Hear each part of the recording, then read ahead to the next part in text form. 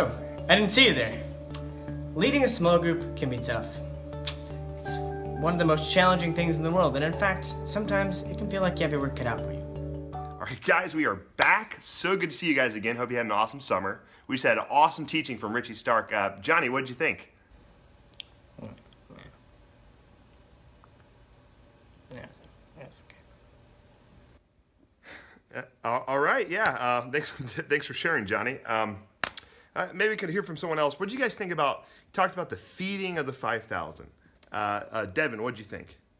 Yeah, well, speaking of feeding 5,000, just the other week we ate like 5,000 donuts at my friend's house. But the thing was, I was just eating like the 60th one, and my little brother Willen came up and shoved me, and I fell forward and started choking on the donut. But I turned around and shoved him, and he fell down a hill, and I think he twisted his leg, and that's why he can't play football this week, and that's why I'm grounded. Okay, that's something. That's a story. But I really want to drive home what we talked about. Did you guys have any big takeaways? Let's see. Let me ask a question here. What are we primarily supposed to learn by the feeding of the 5,000? Yeah. So we are primarily supposed to learn that Jesus is extremely powerful. He can do anything ever. He's the most powerful. He can turn fish into many fish and feed everybody.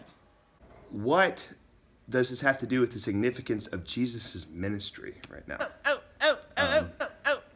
Anyone? Over here. Any other guys? I know. I know. Okay, yeah, okay. Yeah, sure. Okay. Go ahead.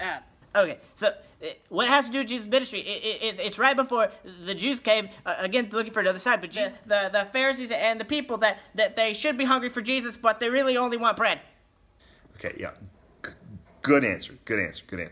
Now I want to hear from the whole group. I really want to hear anyone, here. What is the Gospel of John saying to us throughout the entire narrative? Anyone? Anybody on this couch? Anybody on this couch? Okay, yeah, go ahead. Okay, this story fits in the entire narrative of the Gospel of John because it's trying to communicate. It's an invitation for us to taste and see that Jesus is the bread of life. Man, good job, Stephen. You've been studying really hard, man. Proud of you. I really want to hear from all you guys. Let's get some feedback from the rest of you guys. In fact, I'm gonna have to call you on you by name. So I really haven't heard a lot from you guys yet. So let's see here. Eddie, what did you think about everything that we've talked about already? Do you have any other thoughts or takeaways? I don't know. It's like when you're like trying to like catch the rat-a-tat-a that's been running away from you all morning, and you're at the church, and he just keeps breaking out the Pokeballs, and so you try to raise your level, but raising your level doesn't help anything because he just doesn't want to be caught by you. And then mom says you got to go, so you get in the van, and you leave with no Pokemon. Yeah, Eddie, that's something. I mean, maybe you could relate how you felt in those times to this, perhaps. Well, I want to hear from one last person. Let's go to Bill. What? I think I hear a bee. Hear a bee.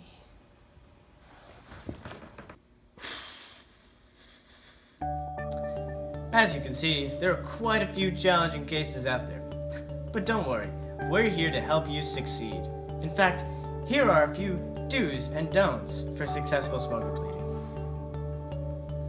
Alright, open your Bibles to Mark chapter 10.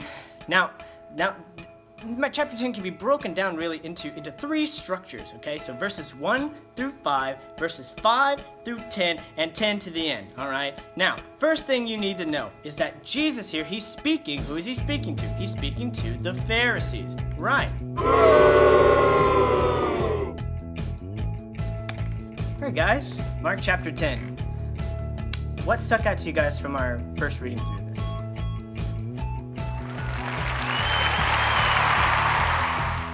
Speaking of football, I got to be honest with you guys, huge Clemson Tiger fan. And I'm really stoked about this season. I think we've got a really good offense coming back. Quarterback, Deshaun Watson. Running back, Wayne Gallman. Wide receiver, Mike Williams. Wide receiver 2, Artavis Scott. Wide receiver 3. That's a great movie for sure. And I do love football as well. But I really want to know, kind of bring it back in on topic, what was your guys' big takeaway from that last point you made?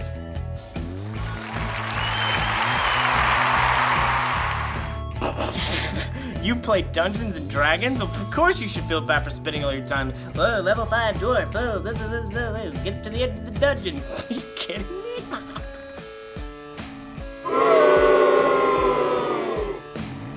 Thanks for sharing that with us. I know it could be scary sharing that in front of everybody. So, yeah. Thank you so much. Now, I just want to ask some questions of discussion. Why is this the most important thing we've ever read that gives us this feeling that we want to apply it immediately because it obviously is going to change our lives? How, in what way can we grow effectively? Have you guys ever experienced times where you've felt alone like this person did?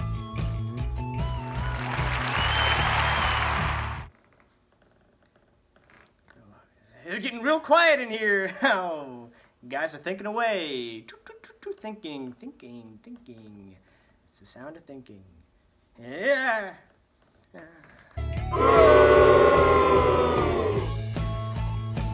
So, are there times where you guys feel like this isn't true?